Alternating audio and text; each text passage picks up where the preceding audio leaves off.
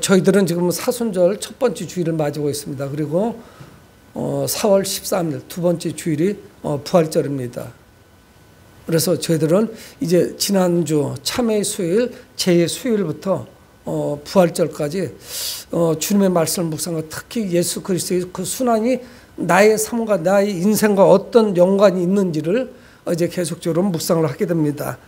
우리가 지금 펴놓은 이 신명기는 제법 두께가 있는 분량이 참 많은 성경 중에 하나입니다. 그런데 매우 독특합니다. 이 신명기는 우리 성경의 첫 번째 뭡니까? 창세기죠. 그 다음에 출애굽기, 레위기, 민수기, 신명기 다섯 번째 책이죠. 성경 순서대로라면. 그런데 이 다섯 권을 우리는 보통 모세오경 구절으로 내려오던 것을 이제 모세가 기록을 한 것입니다. 그런데 이 신명기가 모세오경 중에서 한 권이지만 레위기나 출애굽기나 또는 민수기 이런 내용이 여기에 반복되는 중복되는 이런 모습을 볼 수가 있습니다. 그러니까 이게 어떤 의미를 가지고 있느냐. 이제 출애굽이 마쳐지고 이스라엘 백성들은 가나안 땅에 입성하게 됩니다. 그래서 광야 생활하고는 이 가나안 땅에서의 삶이 환경과 이 모든 것이 완전히 바뀌게 되죠. 그래서 이스라엘 백성들에게 이제 하나님의 말씀을 재확인해 주면서 하나님께서 이스라엘 백성들을 어떻게 인도해 주셨는지, 멀리 가면은 창세기 그 약속이 어떻게 성취되어 가고 있는지, 그리고 이들이 가나안 땅에 들어가서는 어떻게 살아가야 될 것인지. 여러분, 출애굽의 삶은 만나와 메추라기라고 하는 것이 아주 대표적인 기적입니다. 하나님이 40년 동안 만나를 주시고 메추라기를 주시고, 그래서 그것으로 음식을 삼아서 이제 가나안 땅에 들어오게 되는데, 이제 가나안 땅에 들어오면 어떤 삶을 살아갈 것인지, 이 땅에서는 오직 하나님의 말씀만을 붙잡고 살아가야 됩니다. 이스라엘 백성들에게 하나님께서 주신 그 기적은 이루 말할 수가 없어요. 하나님께서 만나와 메추라기로 대표되는 이런 기적뿐만이 아니라 반석을 열어서 물도 주시기도 하고요. 그러면서 그들이 들어왔는데 이 모든 것은 이제는 끝나게 될 거예요. 그런 기적은 사라지고 이제 이스라엘 백성들은 하나님의 말씀을 붙잡지 않으면 살 수가 없습니다. 그래서 여호수아에게다 하나님 말씀하실 좌로나 우로나 치우치지 말아라. 오직 여호와의 율법을 따르라고 말씀하시거든요. 그것이 삶의 표대가 돼야 되는 것이죠. 이런 건데 우리가 하나님 말씀만으로 살아간다는 삶이 우리는 자주자주 눈에 보이는 거, 기적. 그래서 육신의 질병이 치유가 되고 죽을 사람이 막 살아나고 이런 거를 선호한단 말이에요. 그런 시대에 우리가 어떻게 신앙생활을 할 수 있을 것인지, 조상들에게 주신 하나님의 은혜가 이루 말할 수 없이 큽니다. 그러니까 우리의 삶은 하나님의 은혜를 잊지 말아야 되죠. 여러분, 은혜를 기억한다는 것은 그것은 바로 무엇이냐? 하나님께 감사한다는 것이에요. 감사가 있고 은혜를 잊지 아니하는 것이죠. 여러분, 우리가 지금 살아가면서 1년이면 몇 주입니까? 52주죠. 52주 동안에 예배가 몇 번입니까? 주일 예배가 52번, 주일 오후 예배 또는 저녁 예배가 52회, 수요 저녁 예배도 52회, 새벽 기도까지 나오시는 분들은 뭐 상상할 수 없이 많은 예배 가운데 우리가 노출되어 있습니다. 여러분, 그런데 이것이 반복되다 보니까 예배에 대한 감사와 기쁨이 사라지는 거죠. 이스라엘 백성들도 역시 마찬가지입니다. 하나님께 제사를 드리지만 그 하나님의 은혜를 기억을 하지만 세월이 지나가고 그 후손들에게 계속 이어지다 보면은 그 기적적인 놀라운 역사, 하나님께서 광야 생활을 어떻게 인도해 주셨는지 하나님은 그렇게 말씀하시거든요. 내가 너희들을 독수리의 날개로 가나안으로 옮겼다는 거예요. 엄청난 축복 가운데 그들이 들어왔는데 아마 이제 그들이 세월이 지나가면서 과거에 조상들에게 주셨던 그 놀라신 그 은혜, 현재까지 이어지고 있는 그 은혜를 잊어버릴 거예요. 우리가 예배가 그냥 큰 의미가 없이 그냥 반복적으로 드려지는 예배 가운데 노출되는 것 같은 그런 삶을 살아가게 될 것입니다. 그래서 이제 모세는 이 신명기를 통해서 이스라엘 백성들에게 하나님의 그 은혜가 무엇인지, 하나님을 예배드리는 삶의 참된 정신이 무엇인지를 일깨워 주는 것입니다. 우리는 이걸 잊으면 안 되죠. 하나님은 이스라엘의 조상들에게 복을 약속하십니다. 특히 아브라함에게 약속하셨죠. 아브라함에게 약속하신 핵심적인 복이 두 가지가 뭐냐? 땅에 대한 축복이에요. 그리고 후손에 대한 축복입니다. 근데 이게 참 묘한 게 뭐냐면 아브라함을 땅을 주시기 위해서 현재 소유하고 있는 땅에서 떠나라는 거예요. 이 땅에 계속 머물러 있는 한은 여러 가지 형제 자매들, 가족들, 친인척들, 나에게 익숙한 것들 때문에 온전히 하나님을 섬길 수 없습니다. 내가 대신 땅을 주마, 복된 땅을 주는데 그곳이 어딘지 몰라요. 그래서 출발하는 거예요. 그럼에도 불구하고 갔으니까 믿음의 조상이 됐죠. 믿음의 조상의 반열에 들어간 거예요. 땅 문서를 주고 계약서를 주고 이렇게 가라면 누가 못 가겠어요. 근데 땅을 두고 그 비옥한 땅을 두고 어딘지 모르는데 떠나야 돼요. 그리고 또 하나는 뭐냐면 자손이 하나도 없습니다. 그런데 자손에 대한 축복이에요. 여러분 그 고대 사회에서 땅과 후손에 대한 축복은 가장 큰 복이에요. 어느 민족이나 마찬가지입니다. 그러면 다 얻은 거예요. 여러분 하나님은 약속하셨는데 후손과 땅에 대한 것인데 이게 빗나가는 듯해요. 분명히 아브라함에게 하나님은 말씀하셨는데 최고의 선물을 하나님이 주신 거 아닙니까? 그런데 이거 땅도 그렇고 후손도 그렇고 아브라함 당대는 뭐 제대로 된 게 없죠. 그리고 이스라엘 백성들은 이제 그 가나안 땅에 있다가 가뭄을 피해서 기근을 피해서 애굽으로 내려옵니다. 뭐 그 자초지종을 말씀드리면 상당히 길죠. 요셉에 의해서 먼저 내려가고 그리고 가족들이 내려올 때 70명이었어요. 70명이었는데 430년이 지난 후에 보니까 성경에는 민수기에서 인구조사를 하는데 일일이 그 지파별로 다 세웠습니다. 근데 그 광해생활 40년이 시작될 때가 민수기 앞부분이고 40년이 다 끝나서 가나안에 곧 들어올 때쯤에 인구조사를 또 한 번 해요. 40년 텀을 두고서 했는데 인구가 어떻게 됐는지 20세 이상 장정이 60만 명. 남자, 여자, 아이들과 노인들 다 합하면 200만 원 넘을 거예요. 200만 명. 대전시 인구보다 훨씬 많은 거죠. 아브라함 한 명에서 시작된 그 자손에 대한 축복이 몇 대가 지나가고 나니까 60만이에요. 장정만. 40년이 지났을 때도 광해 생활 동안에 그 숫자는 줄지 않았습니다. 이 숫자가 늘어났지만 땅은 없는 거예요. 근데 그 땅을 향해서 이스라엘 백성들이 들어오고 있습니다. 머지않아서 이제는 가나안 땅에 들어오게 될 거예요. 여러분 많은 인구로 불어난 이스라엘 백성들에게 이제 땅만 있으면 됩니다. 그러면 하나님의 약속이 성취되는 거예요. 근데 성취만 되면 되는 것이 아니라 그 후에 우리가 하늘나라의 시민으로 하나님 백성으로 어떤 삶을 살아야 될 것인지 26장 1절에서 말씀합니다. 내 하나님 여호와께서 내게 기업으로 주어 차지하게 하실 땅에 내가 들어가서 거기에서 거주할 때 이제 하나님께서 그 약속을 성취하시고 이스라엘 백성들이 가나안에 들어가서 그 땅에 거주할 때에 어떤 삶을 살아야 되는 것인지 우리 그리스도인들이 어떤 삶을 살아야 되는 것인지를 말씀하고 있는 것입니다. 여러분 그들이 들어가서 처음으로 농사를 지었고 농사를 지은 후에 첫 수확을 얻었습니다. 이 이스라엘 백성들에게는 처음으로 경험하는 그런 경험이에요. 언제 농사를 지어봤어야죠. 이거는 큰 의미가 있습니다. 한 번도 자신들을 위해서 농사를 지어본 적이 없어요. 왜? 지난 400여 년 동안 노예 생활을 했습니다. 뭐 물론 농사에도 동원되고 공사에도 동원되고 수많은 일들을 했겠지만은 자기들을 위해서 농사 지은 것이 아니었어요. 왜? 그거는 자기들은 종으로서 그냥 일만 한 것뿐이에요. 노동을 착취당한 것이죠. 그러므로 이 첫 번째 수확한 열매는 굉장히 큰 의미가 있어요.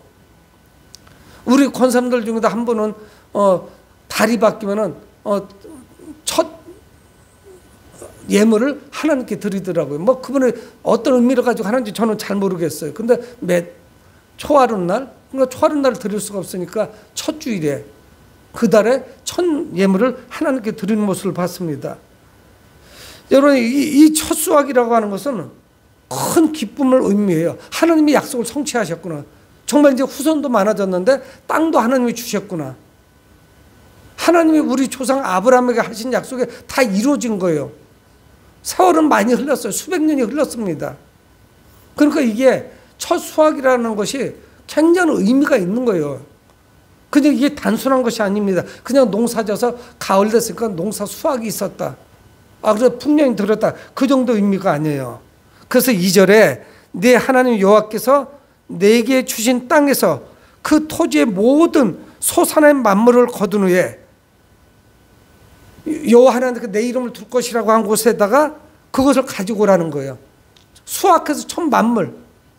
우리 그래서 예전에 성경에 초태생 이렇게 얘기했거든요. 그래서 성경에는 하나님께서는 사람들 중에서는 장자, 큰아들에게 굉장히 의미를 부여해요. 그래서 사람을 드릴 수는 없잖아요, 하나님께. 그래서 레인을 택하신 거예요. 레인이 장자의 역할을 하는 거예요. 그래서 하나님께 제사를 드리는 거예요. 12지파 중에 한 지파가 하나님께 제사를 드리고 성전을 관리하죠. 그리고 그들에게 땅도 주지 않았어요. 나머지 11지파에다가 땅을 분배하는 거예요. 그래서 그들이 농사 지은 거를 10의 1을 하나님께 드리면 4지파는 농사 지은 게 없으니까 그들에게 나누어 주는 거죠. 그래서 12지파가 공동으로 평등하게 이렇게 살아가는 것입니다. 그래서 하나님은 뭐라고 말씀하시냐면 그 땅에 들어가서 토지의 첫 수확을, 소산의 만물을, 첫 번째 수확을 하나님께 가지고 오라는 거예요. 여러분, 우리는 어떻습니까? 내가 노동해서 내가 이걸 어떻게 벌은 건데, 이게 어떻게 한 건데, 내가 얼마나 고생하면서 이걸 한 건데, 여러분 이게 쉽지가 않아요. 그것도 더군다나 첫 만물을 첫 번째 수확한 거를 드린다는 것은 쉽지가 않죠. 왜 그러냐면 우리는 노동을 했기 때문에 이건 내 소유라고 하는 생각이 굉장히 강해요.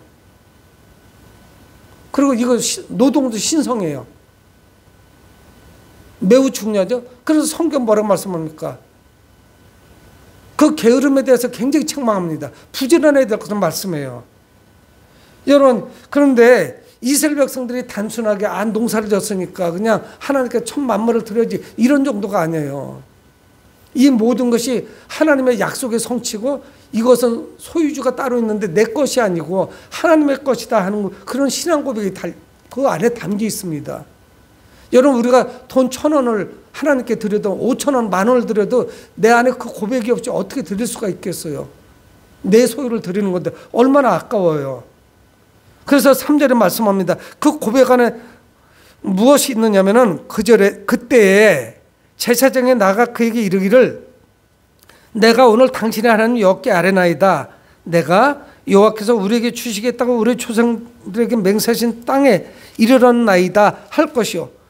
그 첫 번째 수확을 가지고 바구니에 담아서 제사장에 나갑니다. 그러면서 거기 가서 고백을 해야 돼요. 신앙 고백이 따릅니다. 하나님께서 우리 조상들에게 주시겠다고 약속하신 그 맹세하신 땅에 이르러서 우리가 감동하여 하나님께 드립니다 하고 고백하라는 거예요. 이게 거저온 게 아니에요. 하나님이 조상에게 약속하신, 아브라함에게 약속하신 그 약속을 이루어 주셨고, 애들 말로 하나님은 뻥치신 게 아니에요. 거짓말한 게 아니에요. 시간이 많이 지났지만 그거를 이루시고 우리를 그 땅으로 인도해 주셔서 약속을 지키셨고 첫 농사를 지어서 우리가 이것을 가지고 주님께 왔습니다 하고 고백하라는 거예요. 신앙 고백이 따릅니다. 그래서 그거에 감사해서 하나님께 드리는 거죠. 여러분, 그러니까 우리는 내가 건강해서 일을 할 수 있다는 거, 우리가 또 그런 일터가 있다는 거, 여기에 대해서 감사해 본 적이 별로 없습니다. 이스라엘 백성들이 애굽에서 400여 년 이상을 종살이 하다가 하나님이 우리의 땅을 주셔서 첫 번째 농사를 짓고 그 추수한 것이 얼마나 소중하겠어요. 그러니까 그런 신앙 고백을 하나님께 올려드리는 것입니다. 정말 꿈 같은 일이 일어난 거죠. 있을 수 없는 일이 벌어진 거예요. 그래서 이스라엘 백성들은 하나님께 나오면서 재물을 가지고 오고 하나님께 신앙 고백을 합니다.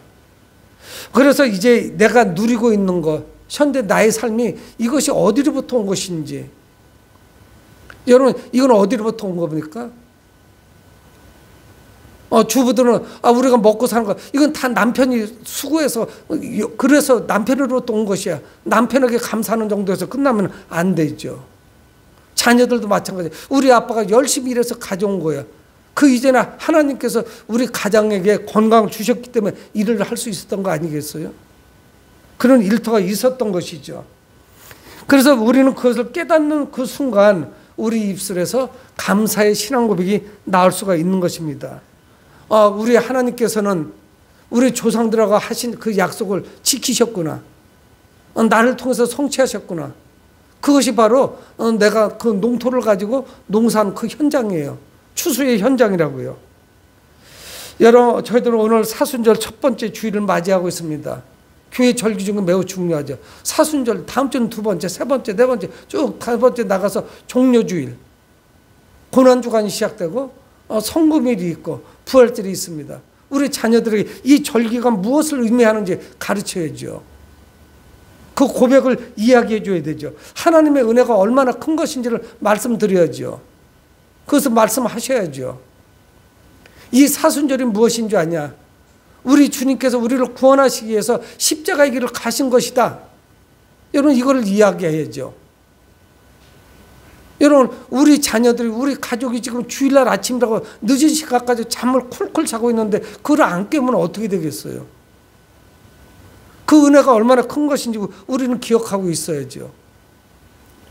여러분 제가 지금까지 신앙생활을 하면서 평신도로 30여 년 동안 있었고 목회하면서 보면은 주일날 되게 우리 젊은이들은 못 일어나요. 토요일날 뭐 하는지 모르겠어요.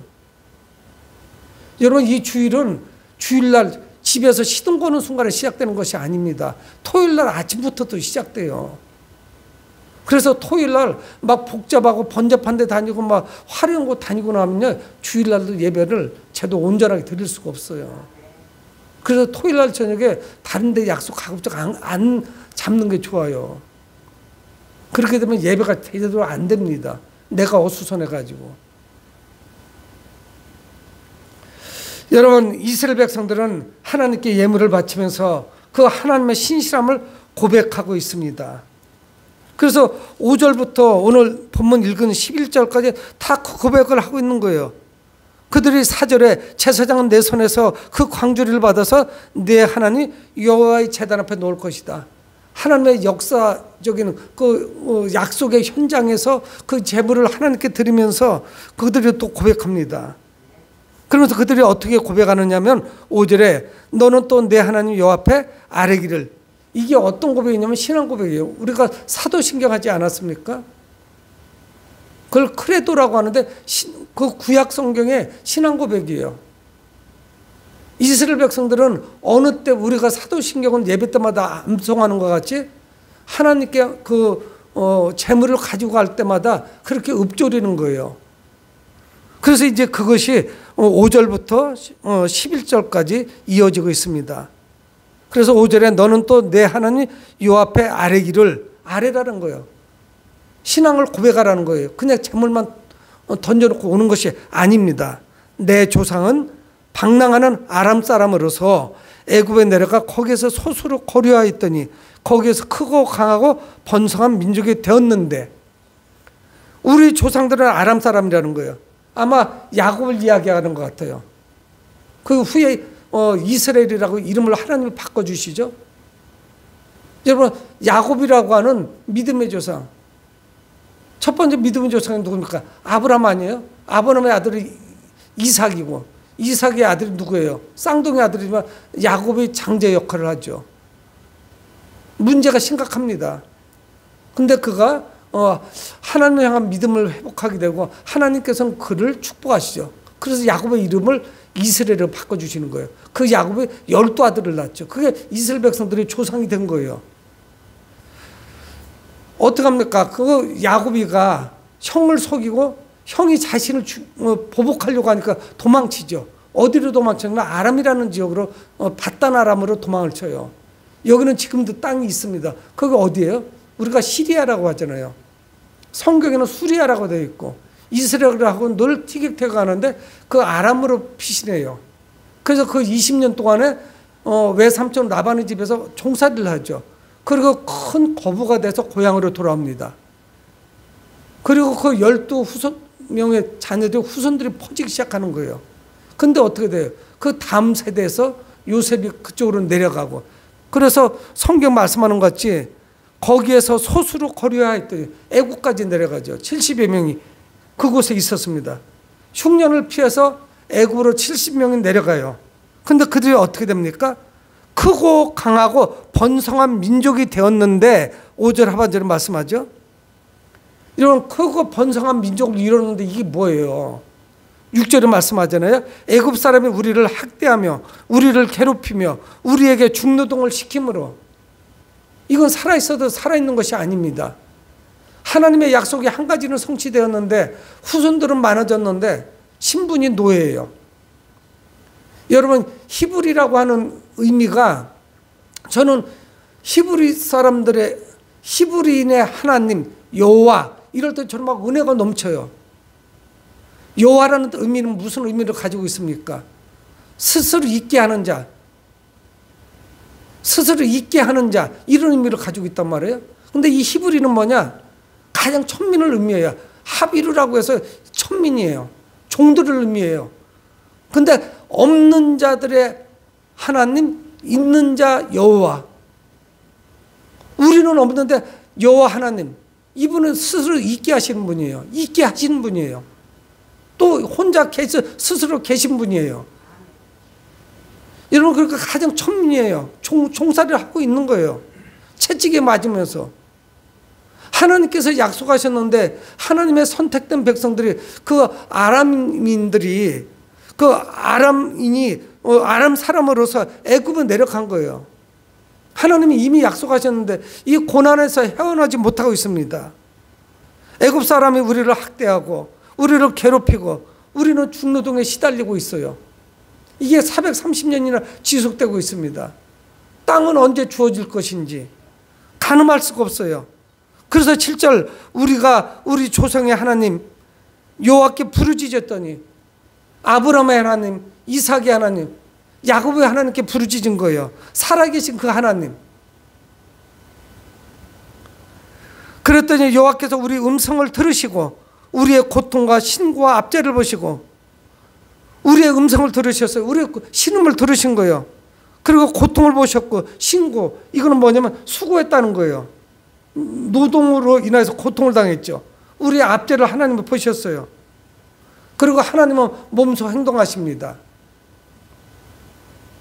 그들을 인도하시기로 작정하신 거예요. 그래서 8절에 여호와께서 강한 손과 편팔과 큰 위험과 이적과 기사로 우리를 애굽에서 인도하여 내시고. 여러분, 이스라엘 백성들이 수확을 거두어 가지고 그거를 하나님께 첫 수확을 가져가는 거예요. 올해 수확 얻은 거를 다 갖다 드리는 게 아니에요. 그러면 우리는 굶주리지. 만나와 메추라기, 광야에서는 그거를 주신 거예요, 하나님이. 그래서 그것으로 농사 짓지 않고 양을 치지 않는데 그걸 먹고 살았는데 이제 그거는 끊어져요. 이제는 하나님이 주신 땅에서 땀을 흘려야 돼요. 노동을 해야 됩니다. 근데 이건 다 우리 거예요. 하나님이 나에게 주신 축복이에요. 그래서 그 소유물을 하나님께 드리면, 제물로 드리면서 이 고백을 하는 거예요. 우리 조상들이, 우리가 애굽에서 고난을 받고 있었는데 하나님께 부르짖었더니 우리를 인도해 주셨다. 그러니 이 땅에서 나온 것이 얼마나 소중한 것인지 모르죠. 여러분, 그들의 조상인 아브라함과 이삭과 야곱의 하나님, 여호와 하나님께서는 외면하지 않으셨어요. 여러분, 그 하나님은 또 역사하시지 않아요? 우리의 구원을 위해서 아들이신 예수 그리스도를 이 땅에 보내주시는 거예요. 여러분, 이 사순절이 얼마나 의미 있는지 몰라요. 예수님께서 이 땅에 오신 이 성탄절, 대림절 주간도 중요하고요. 이 사순절이 얼마나 중요한지 모르죠. 우리 안에 이 고백, 신앙 고백이 있어야 되죠. 왜 우리가 사순절을 보내야 되는지. 여러분, 이거는 매주 반복되는 것이 아니겠어요? 하나님께서는 그분의 능력으로 이스라엘 백성들을 애굽에서 인도하셨어요. 젖과 꿀이 흐르는 땅 가나안으로 인도하신 거예요. 여러분, 근데 그것이 그냥 주어진 것이 아닙니다. 하나님께서 10가지 재앙을 내리신 거예요. 하나님의 그 능력으로. 근데 성경이 끝날 때마다 뭐라고 말씀하냐면 재앙을 내리는데 잠깐 손발 들고 하나님께 항복을 했다가 그 심령이 다시 강팍해져요. 그래서 하나님께 또 정합니다. 10번이나 재앙을 내려주시죠. 10번째 재앙이 뭐예요? 애굽에 있는 모든 초태성 마지가 다 죽어요. 사람들 가운데는 장남이 죽고요. 가축도 첫 번째 가축은 다 죽어요. 그런데 이스라엘 백성들 특히 양의 피를 문설주와 문지방에 바르죠. 문지방만 말고 삼면에 양의 피를 바르는 그런 집은 그 장자가 죽는 재앙이 넘어가는 거예요. 그걸 우리는 유월절이라고 해요. 패스아웃 오버했다는 거죠. 담을 넘어가듯이 넘어간 거예요. 재앙이. 아침이 됐더니요, 다 전부 초상집이에요. 어느 집에 장남이 있었고 장남이 다 죽은 거예요. 하나님이 치신 거예요. 이제는 이 애굽 왕인 바로가 두 손 다 듭니다. 그리고 이스라엘 백성들을 내어줄 수밖에 없죠. 10번이나 재앙을 내려서 이스라엘 백성들을 내준 거예요. 하나님이 역사하시지 않았으면 그들은 내보내지 않죠. 얼마나 큰 인력이에요. 거저 이것들을 이용할 수 있고 노동을 부려먹는데. 그러니까 여러분, 가나안 땅에 들어가서 농사를 져서 첫 해 수확을 얻은 것이 얼마나 큰 의미가 있는지 몰라요. 애굽 생활을 한 사람들은. 여러분, 이 사순절을 맞이하면서 내가 구원받았다는 이 감격, 감동, 내가 죽을 수밖에 없는 그런 자가, 지옥에 떨어질 수밖에 없는 그런 자가 천국의 백성이 되었다는 것이 감동적이지 않으세요? 기쁨이 다 사라져 버렸어요. 그래서 9절에 말씀하잖아요. 우리를 인도해서 9절 이곳으로 인도하사. 이곳이 어디예요? 이 땅 곧 젖과 꿀이 흐르는 땅을 주셨나이다. 여러분, 젖과 꿀이 흐른다는 걸 굉장히 의미가 있어요. 이거 풀을 주지 않으면 가축을 키울 수가 없습니다. 풀을 먹으니까. 광야라든가 사막에서는 가축을 키울 수가 없어요. 양도 못 키우고 소도 못 키워요. 풀을 뜯을 곳이 없으니까. 이 젖과 꿀이 흐른다는 것은 목축을 하는데 잘 된다는 것이에요. 꿀이 흘러요. 이거는 사철 꽃이 피고 그래야 꿀을 제공해 주죠. 벌과 나비가 날아다녀야 돼요. 그래야만 꿀이 생겨요. 여러분, 이 땅은 이스라엘 백성들이 마음껏 하나님께 제사 드릴 수 있는 그런 곳입니다. 누구도 그 땅을 침범할 수가 없어요. 왜? 하나님이 지켜주시니까. 하나님이 주신 그 땅은 큰 풍년을 그들에게 허락합니다. 풍성함을 허락하는 거예요. 그래서 10절에 말씀합니다. 여호와여, 이제 내가 주께서 내게 주신 토지 소산의 만물을 가져왔나이다. 이렇게 하나님께서 은혜를 베풀어 주셨기 때문에 내가 이거 별거 아니지만 하나님이 주신 첫 번째 열매, 이 열매를 가지고 왔습니다 하고 고백하는 거예요. 내가 토지 소산의 만물을 가지고 왔습니다. 여러분, 고백을 드린 후에 열매를 내어놓고 하나님을 예배드립니다. 여러분, 이스라엘 백성들은 하나님 주신 복을 혼자만 누릴 수가 없었어요. 하나님께서 이스라엘에 베푸시는 그 은혜는 위대한 것입니다. 견딜 수가 없는 것이죠. 그래서 이스라엘 백성들은 첫 번째 아들, 그리고 첫 수확을 드릴 때 이 고백이 동반됐어요. 물론 첫 아들 대신에 레인을 드리죠. 레인이 제사장 지파가 되었죠. 이 조상들과 약속하신 하나님의 그 모든 약속을 지키셨습니다. 그래서 11절에는 내 하나님 여호와께서 너와 내 집에 주신 모든 복으로 말미암아 너는 레인과 너희 가운데 거류하는 객과 함께 즐거워할지니라. 하나님께서 주신 것을 통하여 레인은 분깃이 없으니까 땅이 없으니까 그들과 고아와 객과 이방인들과 함께 모두 즐거워하는 거예요. 기뻐하는 거예요. 여러분, 이스라엘 백성들은 취약계층인 고아와 과부와 나그네와 이 감사를 함께 나누었습니다. 여러분, 우리나라도 복지가 언제부터 됐나요? 한쪽에서 이제 사회복지를 이거를 실시를 하려고 하니까 한쪽에서는 또 세금을 내야 되는 뭐 저도 간혹가다 이렇게 기사를 보거든요. 그럼 막 사람들이 세금을 내면서 불만이 많더라고요. 왜 내 돈을 가지고 가난한 사람들을 도와주냐 그래요. 근데 그거는 저는 반대입니다. 그러면 어쩌자는 거예요? 사회복지를 포기하자는 거예요? 같이 더불어서 살아가야죠. 내가 직접 돈으로는 못하지만 우리는 간접적인 방법으로 세금을 내서 누군가를 도와주는 거죠. 그리고 가장 반발이 심한 게 증여세와 상속세더라고요. 아, 왜 내가 세금을 내서 이거를 모아놨는데 내 자녀를 준다고 해서 여기다 왜 또 세금을 붙입니까 하는데, 여러분 이런 거 저런 걸 다 떠나서 구약 성경에 벌써 수천 년 전에 이스라엘은 이걸 실천했어요. 왜 그런 줄 아세요? 이 땅에서 난 이 소산이 내게 아니라는 걸 아는 거예요. 하나님께서 주신 것이고 이 땅에 함께 살고 있는 나그네가 누굽니까? 이방 사람이에요. 우리 같으면 누군 줄 아세요? 베트남이나 캄보디아나 저 네팔 같은 데서 일하러 온 사람들이에요. 여기 나하고 무슨 상관이에요? 또 고아와 과부, 가장 취약계층 아니에요? 남편이 없고 부모가 없으니까 가장 어렵죠. 이런 자들과 이 기쁨을 함께합니다. 여러분, 이스라엘 공동체도 마찬가지고 신약시대의 교회 공동체도 늘 어려운 이웃을 섬겼어요. 함께했어요.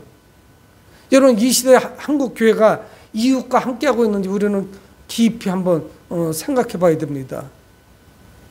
우리가 교회가 훨씬 더 풍성해졌지만 풍성해진 것만큼 이웃을 바라보고 있는지, 그들을 위로하고 격려해주고 있는 것인지. 여러분, 하나님께서 이스라엘 백성들을 그것으로 인도하시고 또 우리를 구원하시고 우리를 축복하신 첫 번째 이유가 무엇일까요? 하나님이 내게 풍성함을 주신 이유가 무엇일까요? 그저 자가용을 뭐 10대, 20대 막 취미를 이렇게 수집하는 게 하나님 주신 그 풍성함의 이유일까요? 우리의 그 풍성함을 낮은 것으로 흘려보내라고 주신 거죠.